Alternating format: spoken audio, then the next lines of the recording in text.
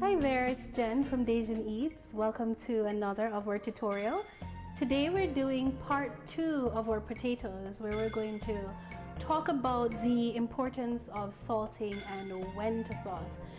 If you guys can recall, the last video we did was the pan-fried potatoes, and that's when we added the salt at the end. Today we're going to add a little bit more ingredients to that to have more of a hash brown casserole, I'd like to say. Potato hash and sausage and onions and tomatoes and all that good and wonderful stuff, and we will get straight into that. We have started scrambling a couple of eggs, and you want to do that and set it aside. Of course, you could scramble it in the pot with the potatoes, but that's a little too much work. It requires a little bit more skill. So if you really want to simplify things, go ahead and scramble it separate. We have a pot here that we have heated. You want to add to that a teaspoonful of oil. It doesn't have to be oil at high heat. We want to add our sausage.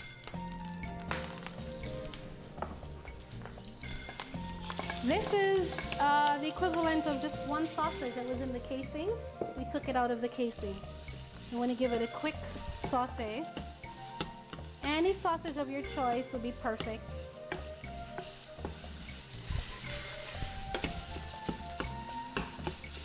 Just to get a little color on it. So we have a little bit of color on the sausage. I've added to that, while you were not seeing, it's part of the magic, a bit of salt and pepper and smoked paprika.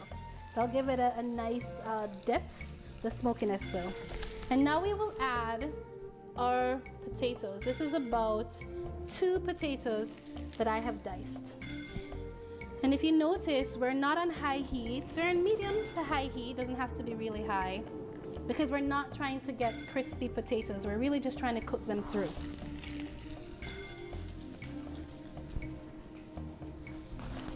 No, we don't want the herbs yet. When you're cooking with fresh herbs, guys, you want to make sure you add those towards the end of the cooking process, because their bright flavors won't last as long if you add them early. The flavors will kind of dissolve and be lost. If you're using dried spices, go ahead and start it early to give it time for the assertive flavor to break down. Make sense? Okay.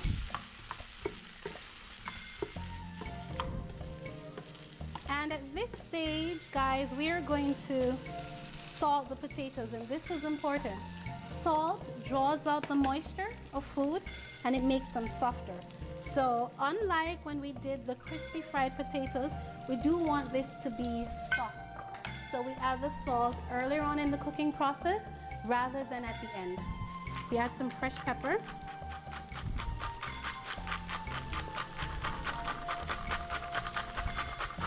Good, that's plenty. Give it a toss.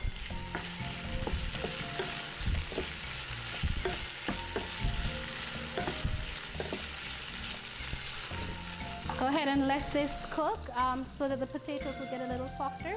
Let it cook for a couple of minutes, and then we'll come back and add our tomatoes and green pepper. Okay, so guys, we have the potatoes really nice and soft. We've cooked it with just a little bit of water and covered it for 5 minutes. We went ahead and we added the onions and green pepper and also softened that. If you'll notice, you're not going to get a whole lot of color on the potatoes, because that is not what we're going for. We're going for soft, not crispy or caramelized. And to this, we add some pepper. If you are adventurous, you can add Scotch bonnet pepper, which is like, for those who are not familiar, it's jalapeno on speed, on a lot of speed. It's very, very, very spicy. You can add this if you want a little kick. If not, go ahead and skip it. You can also use red pepper flakes. To this mixture, we'll add our scrambled eggs that we had already prepared. Just kind of get it all the way through. All right, now this is looking pretty good. Now now we add our fresh herbs.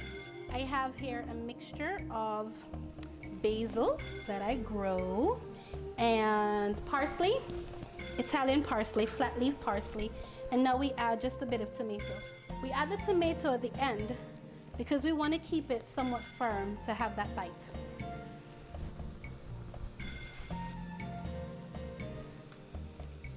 We just add a little bit more salt and pepper to finish it. Guys, this is coming together very nicely. We'll make a nice brunch. Then we finish it, we remove it from the heat, and we add a little bit of cheese. I'm adding pecorino, which is quickly becoming one of my favorite cheeses. Think Parmesan, the good Parmesan, but a little cheaper. They're both from Italy, and they are both divine. All right, guys, that's it. We will plate it. Remember, guys, when you're plating, you want to think the inner circle of the plate. You keep your food within an inner circle, it will look a lot more neater, a lot more composed. Because remember, we eat first with our eyes. We top this with a bit more fresh herbs. This time we're using green onions or scallion, a little bit of cheese, and who wouldn't want this for brunch?